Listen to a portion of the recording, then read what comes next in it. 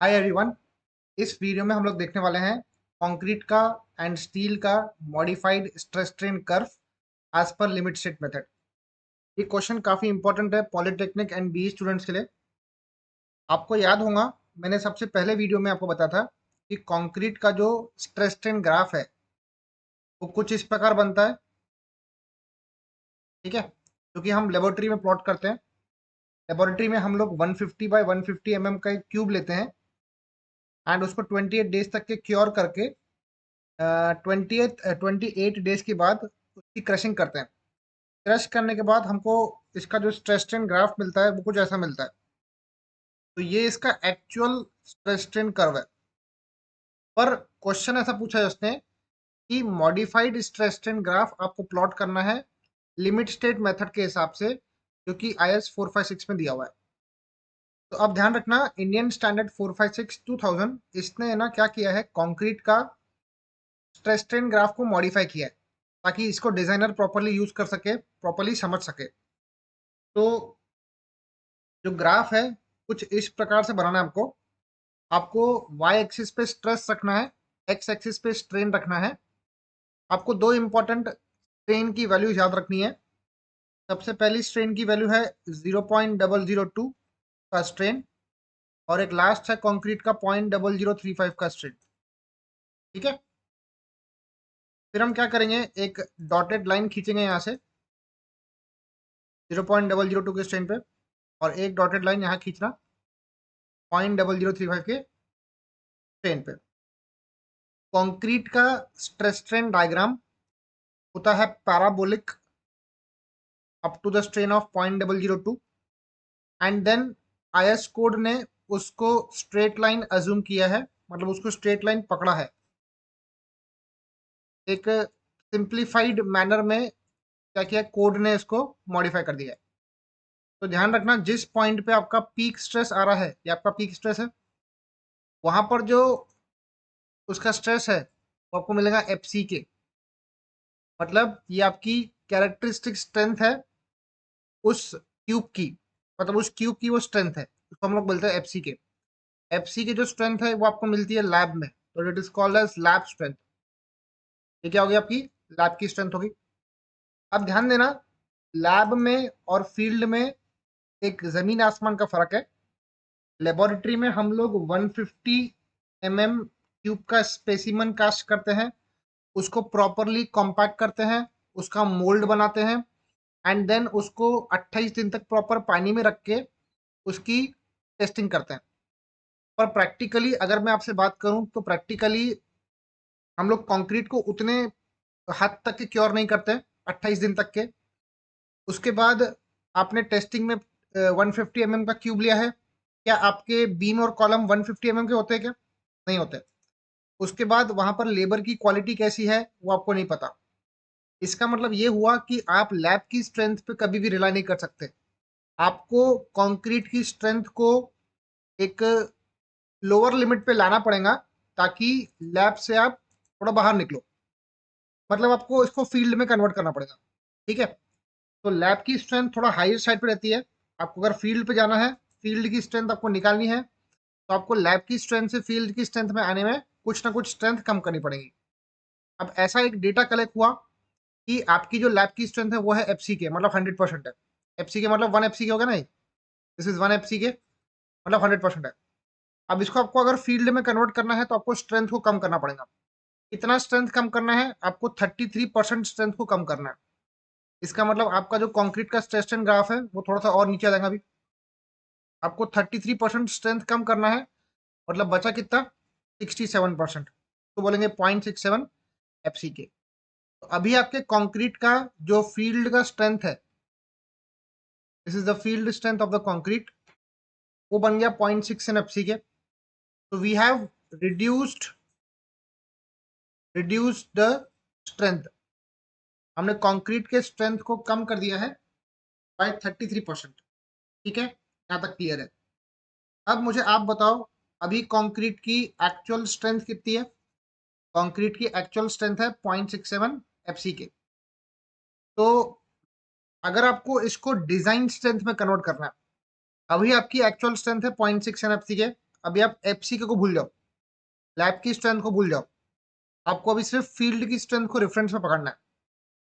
तो अगर मैं इस 0.67 एफसीके को अगर मैं एक्चुअल स्ट्रेंथ पकड़ूं और मुझे बोला गया कि डिजाइन स्ट्रेंथ निकालो, तो डिजाइन स्ट्रेंथ निकालने के लिए मैंने आपको लास्ट के क्लास में बताया था कि डिजाइन स्ट्रेंथ को और कम किया जाता है, मतलब actual strength is reduced to get the design strength. तो ध्यान रखना, इसको कम करने के लिए आपको 0.67 को एक सेफ्टी फैक्टर से डिवाइड करना पड़ेगा।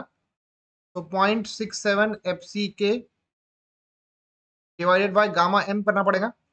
गामा एम कंक्रीट का सेफ्टी फैक्टर है जिसकी वैल्यू होती है 1.50। जब मैं 0.67 को 1.5 से डिवाइड करूंगा तो मेरा आंसर आता है 0.446 एफसीके। इस 0.446 एफसीके को बोलते हैं design strength of the concrete. तो हम बोलेंगे design strength of the concrete. तो this is the design strength of the concrete. तो यहां पर आपका क्वेश्चन खत्म हो गया। मैं आपको यहाँ पे कुछ की पॉइंट्स बताता हूँ। सबसे पहला की पॉइंट ये है कि कंक्रीट का डिजाइन स्ट्रेंथ कितना है। तो याद रखना 0.446 एफसीके है। बहुत ही इंपॉर्टेंट इंटरव्यू क्वेश्चन है कि कंक्रीट का डिजाइन स्ट्रेंथ कितना है कोड के हिसाब से, वो है 0.446 एफसीके। कंक्रीट का अल्टीमेट स्ट्रेन कितना है, देखो 0.0035 के स्ट्रेन के बाद आपका कंक्रीट फेल हो जाएगा। मतलब कंक्रीट ब्रिटल नेचर का है ना, तो उसका स्ट्रेन बहुत कम है। उसके बाद कंक्रीट को हम लोग अज्यूम करते हैं पैराबोलिक, कहाँ तक के 0.002 के स्ट्रेन तक के, एंड देन उसके बाद उसको लीनियर पकड़ते हैं या फिर स्ट्रेट लाइन पकड़ते हैं। ठीक है। एक लास्ट चीज याद रखना, कंक्रीट का जो स्ट्रेस स्ट्रेन ग्राफ है वो बनता है rectangle and parabola. Sorry, rectangle यहाँ पे आएगा। कंक्रीट का जो स्ट्रेस स्ट्रेन ग्राफ है वो कैसा बनता है, कुछ पोर्शन रेक्टेंगल है और कुछ पोर्शन क्या है, पैराबोलिक है। ये आपको 4 पॉइंट याद रखना है। ठीक है, आपको यहाँ पे लिख के देता हूँ। पहला पॉइंट ये है कि design strength of concrete, design strength of concrete ये आपको नोट करना है आपके नोटबुक पे। कंक्रीट का डिजाइन स्ट्रेंथ है 0.446 एफसीके। दूसरा, कंक्रीट का अल्टीमेट स्ट्रेन कितना है कोड के हिसाब से, अल्टीमेट स्ट्रेन ऑफ कंक्रीट कितना है, वो है 0.0035। इसके बाद स्ट्रेस स्ट्रेन ग्राफ कैसा बनता है कंक्रीट का, स्ट्रेस स्ट्रेन ग्राफ वो बनता है rectangle parabola, that is rectangle dash parabola. ठीक है। तो याद रखना, कंक्रीट का डिजाइन स्ट्रेंथ 0.446 एफसीके, कंक्रीट का ग्राफ रेक्टेंगल पैराबोला बनता है, कंक्रीट का फील्ड स्ट्रेंथ हमने पकड़ा है 0.67 एफसीके, कंक्रीट का पार्शियल सेफ्टी फैक्टर है 1.5 का।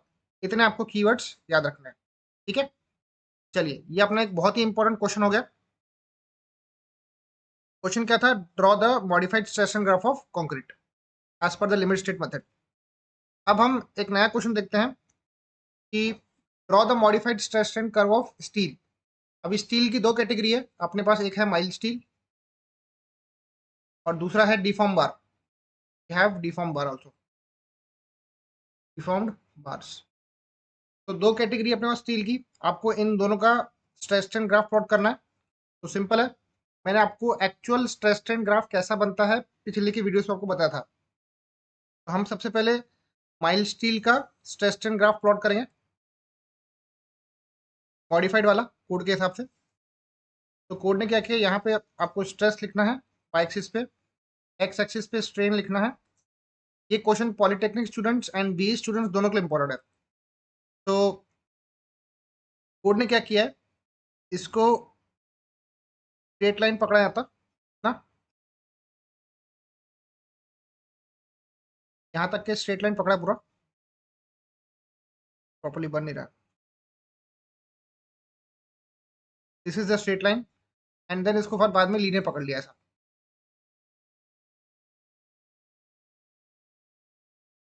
ठीक है।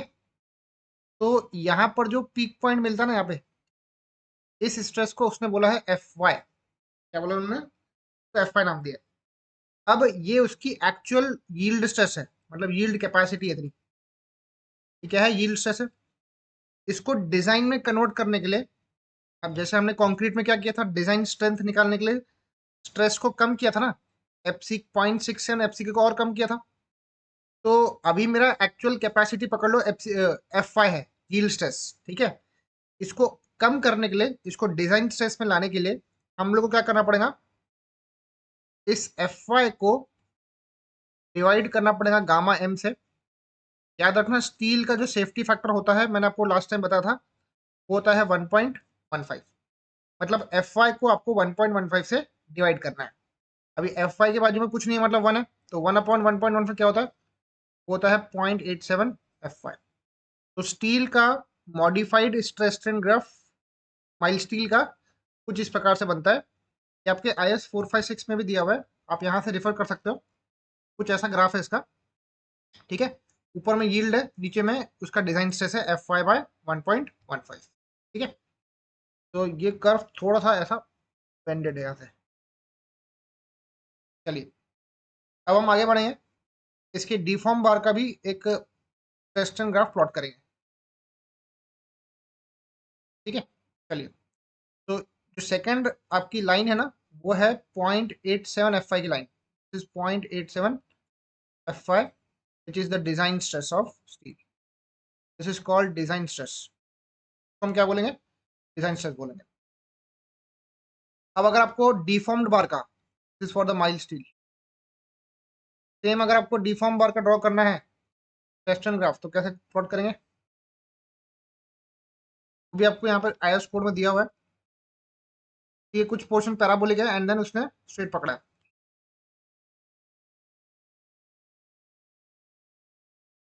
ये ऐसा ग्राफ है इसका, ठीक है।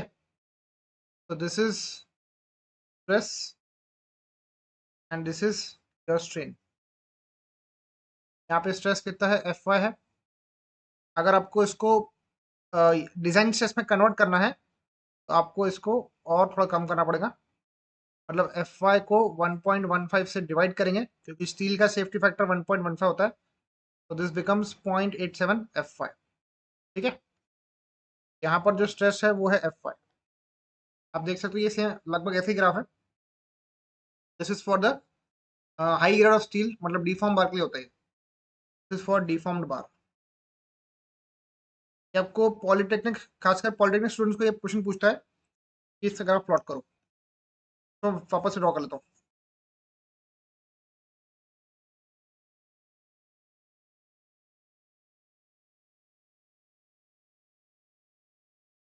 ठीक है। ये इसका ग्राफ बनेगा कुछ इस प्रकार से। This is strain and this is stress.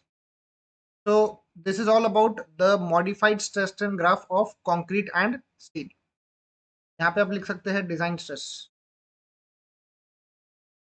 Design of, याद रखना स्टील का डिजाइन स्ट्रेस कितना है, 0.87 एफ है। कंक्रीट का डिजाइन स्ट्रेंथ कितना है, वो है 0.446 एफसी, ठीक है। अभी की वीडियो के लिए इतना काफी है। नेक्स्ट वीडियो में मैं अभी स्टार्ट करूंगा analysis and design of singly reinforced beam. मिलते हैं नेक्स्ट वीडियो में। Thank you so much.